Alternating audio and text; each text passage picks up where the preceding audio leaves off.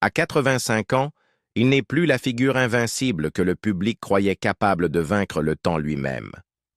Le nom, qui autrefois dominait le box-office et les écrans de télévision, passe désormais ses journées loin des lumières d'Hollywood, entouré plutôt de silence, de ciels ouverts et du poids des décennies vécues. Chuck Norris a bâti une fortune, un héritage et une réputation de force inégalée, mais la route vers sa vie actuelle a été pavée de luttes personnelles, de querelles juridiques amères et de moments qui ont failli le briser. Son histoire aujourd'hui ne concerne pas seulement la richesse et les possessions, mais aussi le prix d'une vie faite de triomphes et de pertes. Et en entrant dans son univers, nous découvrons une existence aussi complexe que l'homme lui-même. Lone Wolf Ranch, la forteresse de solitude. La résidence principale de Chuck Norris en 2025 n'est pas un manoir hollywoodien à Beverly Hills, ni un penthouse à Manhattan, mais Lone Wolf Ranch, une propriété de 600 acres située à Navasota, au Texas. Achetée et aménagée au fil des ans avec son épouse Gina, cette terre est bien plus qu'une maison. C'est une forteresse de vie privée et un témoignage de son besoin d'espace loin de la vie publique. Le ranch se trouve à un peu plus d'une heure au nord-ouest de Houston, niché dans le comté de Grimes, et reflète les valeurs texanes profondes que Norris a toujours défendues. L'autonomie, le lien avec la nature et une résilience silencieuse.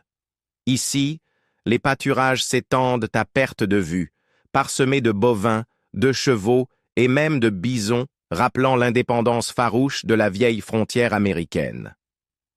Lone Wolf Ranch est aussi le cœur battant des affaires familiales de Norris Seaforth Bottling Co., qui embouteille de l'eau artésienne naturelle provenant d'un aquifère profond situé sous la propriété. Fondée en 2011, l'entreprise a été nommée en hommage à leur fille Dakota, surnommée Seaforth, et s'est depuis développée pour devenir l'une des plus grandes sociétés privées d'embouteillage du Texas. Fidèle à l'esprit de Chuck Norris, l'entreprise ne se limite pas au profit. Lors de la sécheresse dévastatrice du Texas en 2011, lorsque l'eau est devenue rare et que de nombreuses exploitations agricoles ont souffert, Norris a investi dans le forage de puits supplémentaires. Cette décision a permis de préserver non seulement ses propres activités, mais aussi de protéger son bétail et de garantir que ses employés puissent continuer à travailler. La résidence principale du ranch, bien que largement privée dans ses détails, est réputée combiner le charme rustique texan et le confort moderne, offrant des vues panoramiques sur les prairies vallonnées. Des logements séparés sont réservés aux invités, familles, amis et partenaires d'affaires de passage. Le ranch sert de refuge où Norris peut être auprès de ses enfants et petits-enfants, monter à cheval et pratiquer la même discipline et les mêmes routines physiques qui l'ont maintenu en bonne santé pendant des décennies. Pourtant, derrière cette image paisible se cache la réalité. Le ranch est devenu un sanctuaire après des années de travail incessant, de controverses et d'usure physique dues à sa carrière de star d'action. C'est ici que Chuck a choisi de passer le dernier chapitre de sa vie, loin du chaos d'Hollywood, concentré sur la foi, la famille et la préservation de ce qu'il a construit. À bien des égards, Lone Wolf Ranch symbolise à la fois les récompenses et les coûts de sa longue carrière. L'isolement offre une protection contre les intrusions publiques, mais il reflète aussi la séparation avec l'industrie et le rythme de vie qu'il avait autrefois défini. Pour un homme qui a connu le rugissement des foules et l'éclat brutal des projecteurs, le silence peut être à la fois un réconfort et un rappel que le temps a passé et que la scène a changé. Les propriétés héritées, Dallas, Santa Ana, Tarzana et Kauai. Avant de s'installer définitivement à Lone Wolf Ranch, le parcours immobilier de Chuck Norris reflétait les différentes étapes de sa carrière. Chaque maison étant liée à un chapitre de succès professionnel et de transition personnelle. L'une des plus importantes fut son ancien domaine de Northwood Hills à Dallas, au Texas. Construite en 1975, cette propriété de style ranch méditerranéen de 684 mètres carrés se trouvait dans un quartier huppé bordé d'arbres. Au sommet des années Walker, Texas Ranger dans les années 1990, ce n'était pas seulement le lieu de résidence de Norris, il servait aussi de centre de production. Un studio indépendant de 82 mètres carrés y était utilisé lors du tournage de la série, lui offrant la rare possibilité de travailler depuis chez lui tout en maintenant le rythme de la production télévisée. La maison comprenait 4 chambres, 8 salles de bain, une salle de sport adaptée aux besoins d'un artiste martial et une salle multimédia probablement utilisée pour l'examen des scripts et des séquences. En 2022, la maison fut mise sur le marché pour 1,2 million de dollars, une somme modeste selon les standards des célébrités, mais sa véritable valeur résidait dans le rôle qu'elle avait joué durant une période décisive de sa vie. Sur la côte ouest, Norris posséda autrefois un domaine distinctif de style ranch à Santa Ana, en Californie, acheté en 2002 pour 1,8 million de dollars. Conçue par le célèbre architecte Jack Selman comme sa propre résidence, cette maison de 365 mètres carrés se dressait sur près de 2 acres, avec un lac privé en son centre. De larges panneaux de verre et une maçonnerie chaleureuse mêlaient le caractère traditionnel du ranch à une élégance moderne. Cette propriété représentait une période où Norris restait encore étroitement lié à l'industrie du divertissement, tout en recherchant paix et intimité loin du rythme effréné de Los Angeles. Son design serein et son cadre tranquille en faisaient un lieu de réflexion, un environnement bien éloigné de l'intensité des plateaux de tournage et des chorégraphies d'action. Peut-être la plus élaborée de ces anciennes résidences fut le domaine clôturé de près d'1,2 hectare à Tarzana, en Californie. Ce lieu constituait un sanctuaire autonome, comprenant une maison principale de 465 mètres carrés, une salle de sport privée et un bureau de 212 mètres carrés, ainsi qu'une maison d'invités composée de 4 appartements. Norris pouvait y m'entraîner quotidiennement, gérer ses affaires et recevoir ses collaborateurs sans franchir les grilles.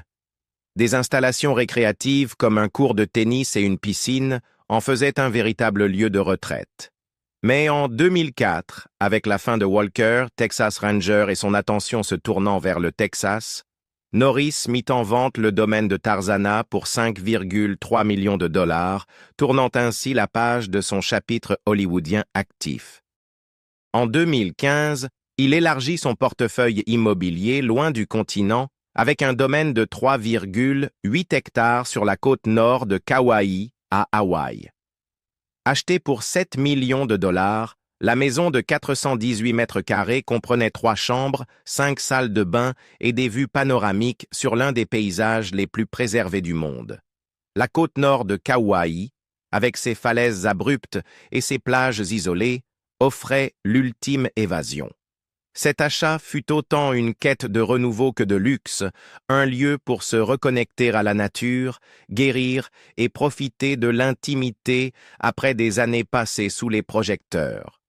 Le rythme plus lent et la beauté naturelle de l'île reflétaient le mode de vie vers lequel Norris tendait depuis longtemps. Un mode de vie où le succès ne se mesurait plus en première ou en audience, mais en instants de paix et de connexion. Ces propriétés, prises dans leur ensemble, racontent l'histoire d'un homme passé des exigences implacables du végétariat à une vie plus calme et plus intentionnelle. Chaque domaine, du centre de production de Dallas à la déclaration architecturale de Santa Ana, en passant par la forteresse hollywoodienne de Tarzana et la retraite hawaïenne, représente une facette de son identité. Ce sont des marqueurs d'ambition, de réussite et, finalement, du besoin de se retirer.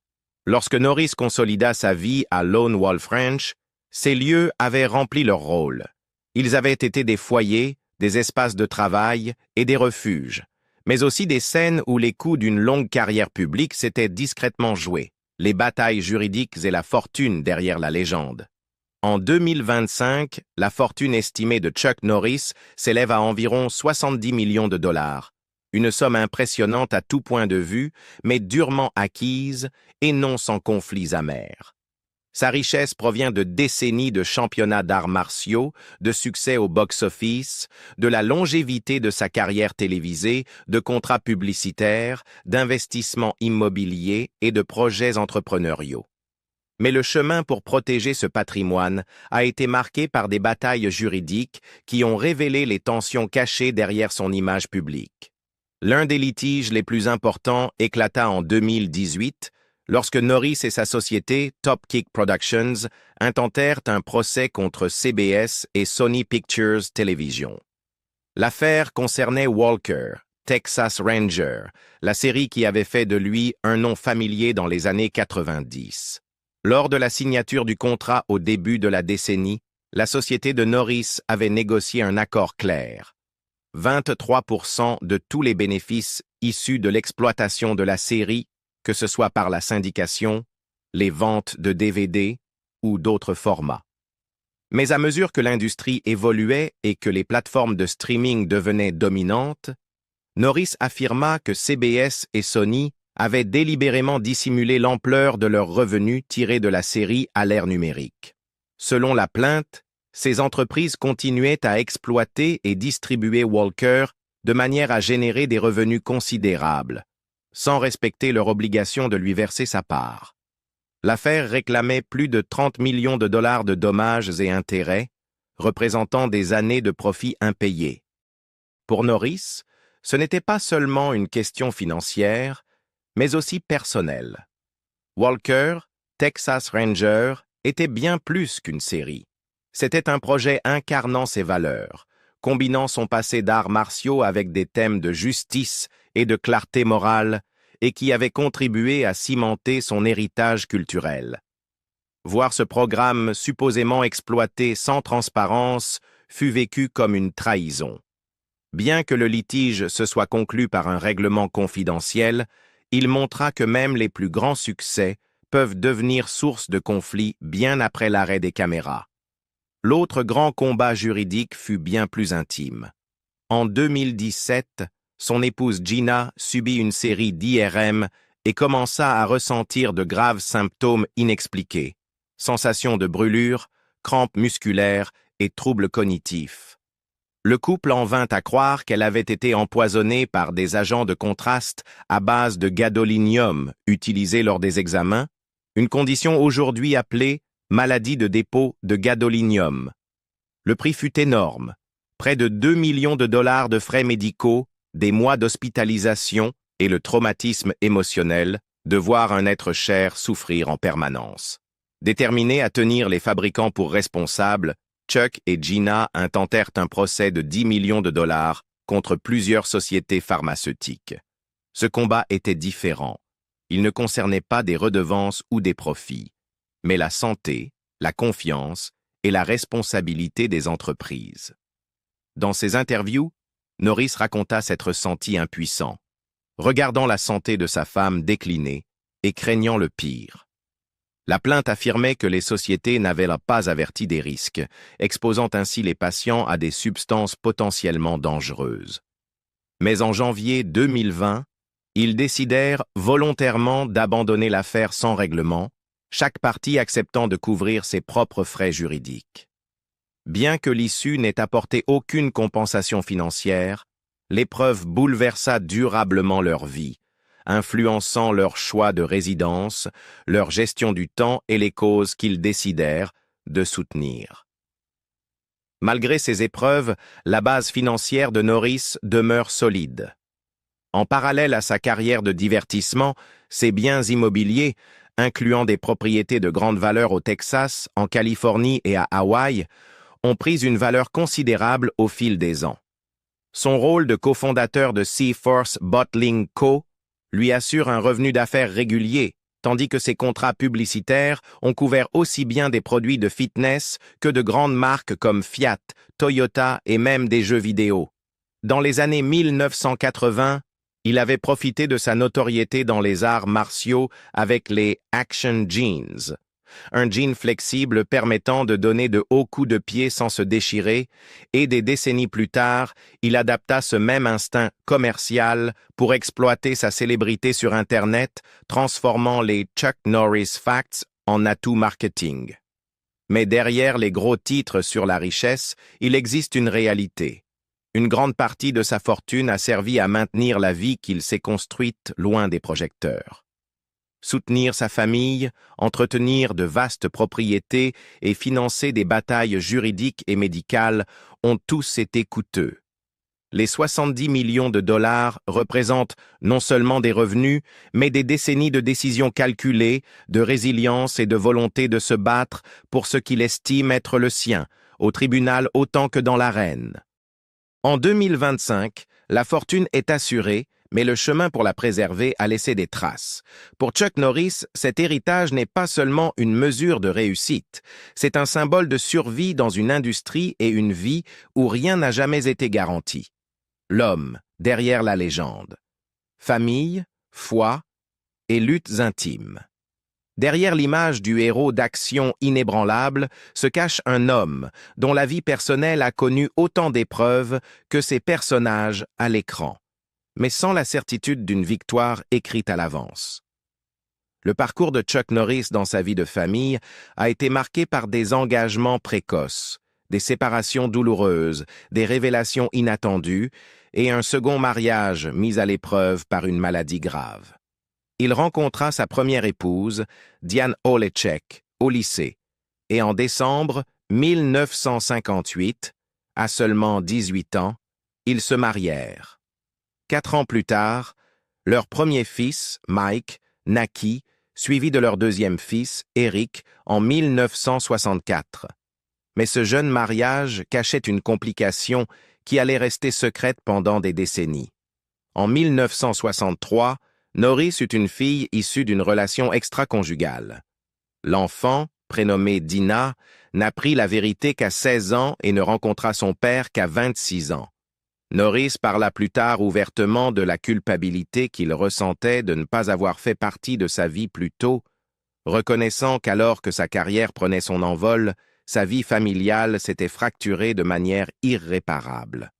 En 1988, après près de 3 décennies ensemble, Norris et Holeček se séparèrent. Le divorce fut finalisé l'année suivante, mettant fin à un chapitre marqué autant par une histoire commune que par une distance croissante. Sa carrière atteignait son apogée, avec des films comme The Delta Force 2 et le lancement imminent de Walker, Texas Ranger. Mais sur le plan personnel, il repartait de zéro. En novembre 1998, il épousa l'ancienne mannequin Gina O'Kelly, de 23 ans sa cadette, réunissant leur vie avec les 2 enfants qu'elle avait eus d'un précédent mariage. En août 2001, le couple accueillit des jumeaux, Dakota et Danny Lee, apportant une nouvelle vague de joie dans la vie de Norris. Mais leur relation allait être mise à l'épreuve de manière inattendue. En 2017, la santé de Gina commença à s'effondrer après une série d'IRM. S'ensuivit un combat de plusieurs années contre des symptômes invalidants, une recherche désespérée de traitement et, finalement, un procès contre les entreprises ayant produit les agents de contraste utilisés lors des examens.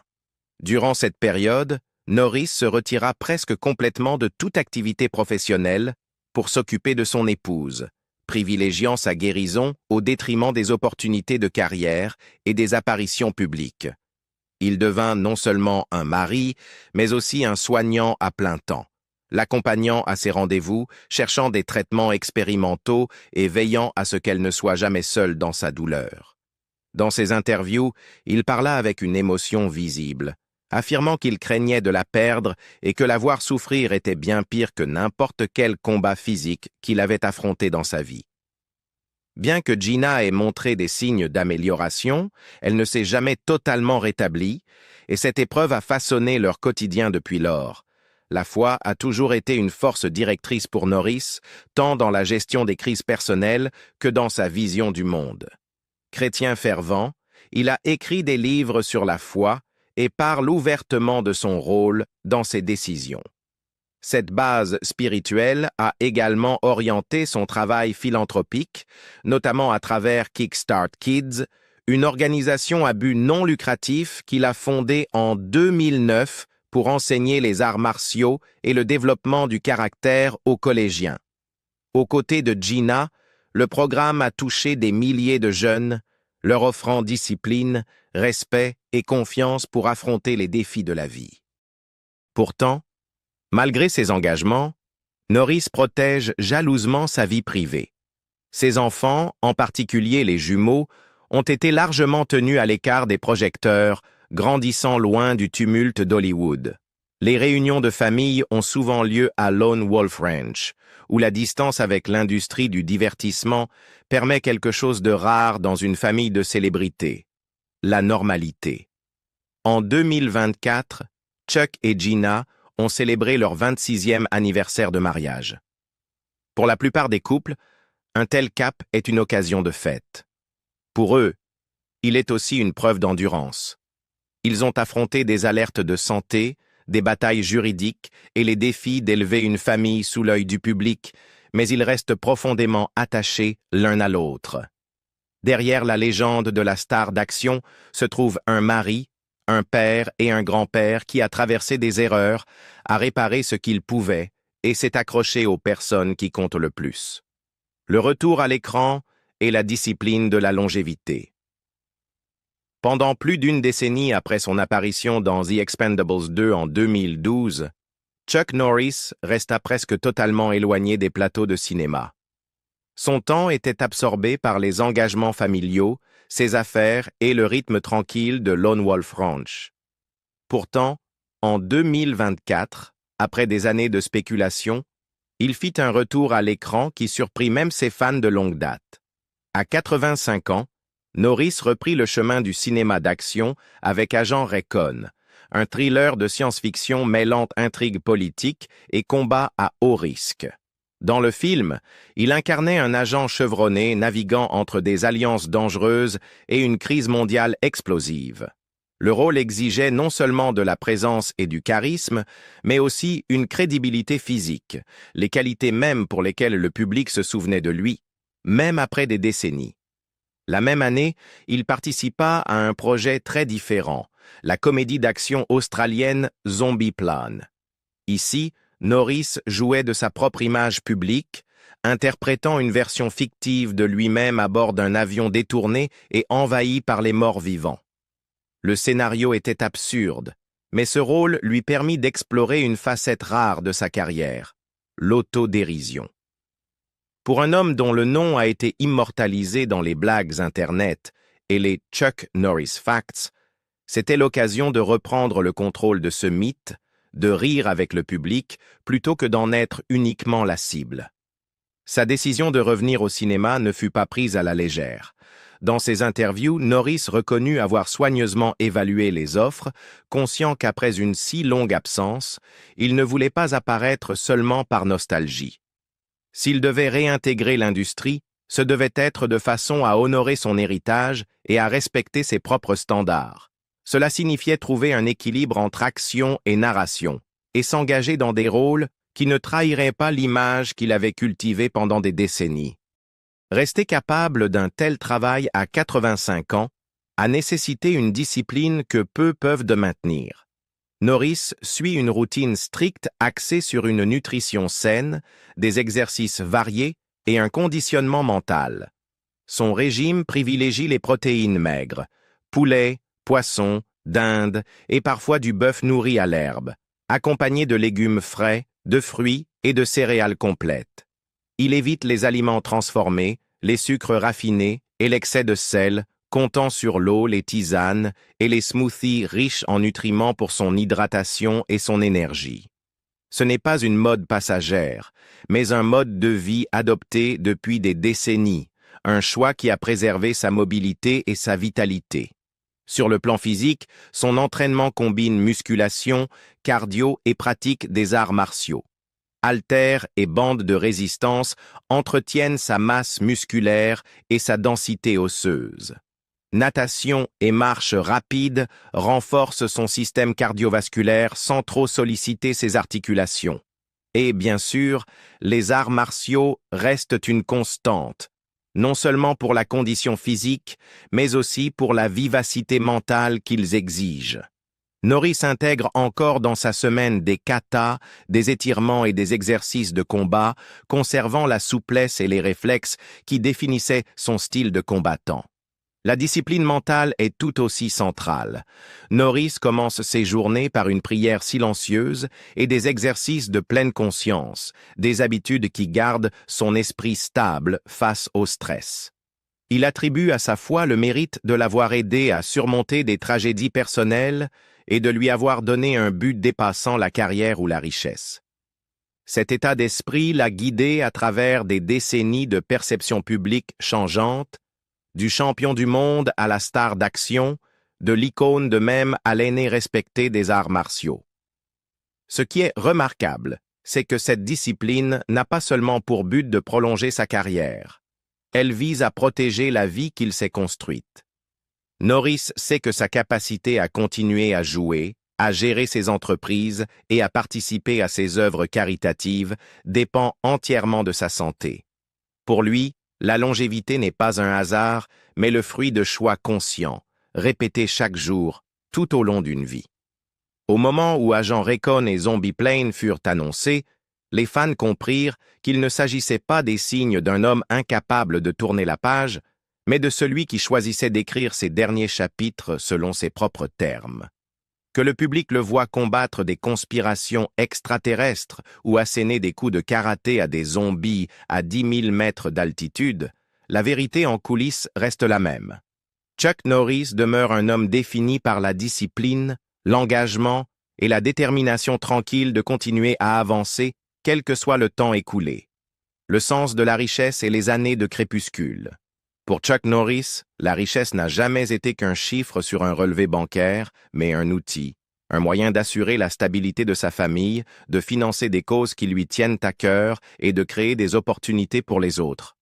En 2025, avec une fortune estimée à 70 millions de dollars, Norris figure parmi les personnalités issues du monde des arts martiaux les plus prospères financièrement.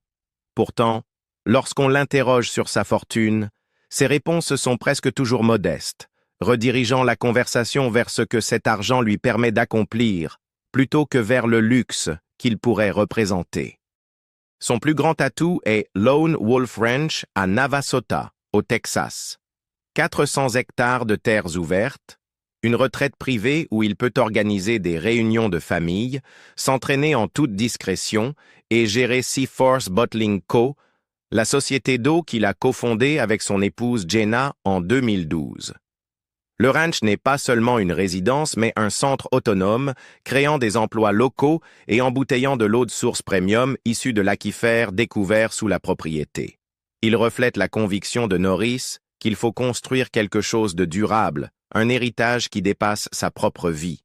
En plus du ranch, le portefeuille immobilier de Norris a inclus son ancienne maison de Dallas, rendue célèbre durant les années Walker, Texas Ranger, ainsi que d'autres propriétés qui, au fil des décennies, ont servi à la fois d'investissement et de lieu de vie.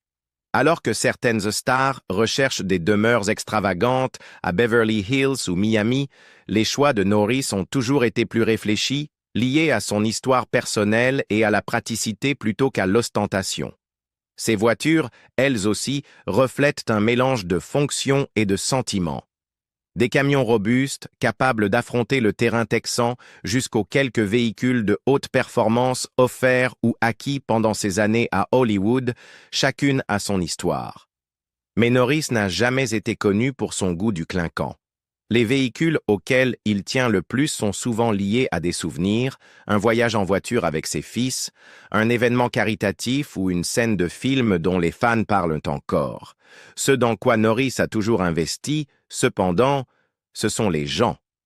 Sa fondation Kickstart Kids, lancée en 1992 avec le soutien du président George H.W. Bush, a offert un enseignement des arts martiaux et une éducation au caractère à des milliers de collégiens. Pour Norris, l'impact du programme, enseigner la discipline, le respect et l'estime de soi, surpasse de loin tout record au box-office ou tout gain personnel. Encore aujourd'hui, Il consacre beaucoup de son temps à visiter ses programmes, à rencontrer les élèves et à veiller à ce qu'ils disposent des ressources nécessaires pour réussir. À 85 ans, le rythme de sa vie s'est ralenti, mais il ne s'est pas arrêté. Il est entouré de son épouse, de ses enfants, de ses petits-enfants et d'un cercle d'amis de confiance. Il reçoit encore des propositions de rôle, participe à des partenariats de marque lorsqu'ils sont en accord avec ses valeurs et reçoit toujours des invitations à prendre la parole lors d'événements à travers le pays. Mais de plus en plus, son attention se porte sur les plaisirs simples. Contempler le coucher de soleil texan depuis son porche, partager des repas en famille et préserver la santé qui lui permet de profiter de tout cela. En public, Norris demeure l'incarnation de la figure plus grande que nature que les fans ont connue, un homme capable de vaincre n'importe quel ennemi à l'écran et d'en sortir indemne. En privé, il est plus réfléchi, conscient des années derrière lui et du nombre limité devant lui. Sa fortune garantit qu'il ne manquera jamais de confort. Mais c'est la vie qu'il a bâtie, les relations, la discipline, le travail durable, qu'il considère comme sa véritable richesse. Des tatamis des tournois des années 1960 au plateau de Hollywood, des années 1990, et aujourd'hui à l'immensité tranquille de son ranch texan, Chuck Norris a vécu une vie que peu pourraient imaginer. Son histoire est celle de la discipline, de la persévérance et du sens du devoir, avec la richesse comme récompense, mais jamais comme objectif. Et vous, si vous aviez son niveau de succès, choisiriez-vous les projecteurs ou la vie paisible qu'il a embrassée?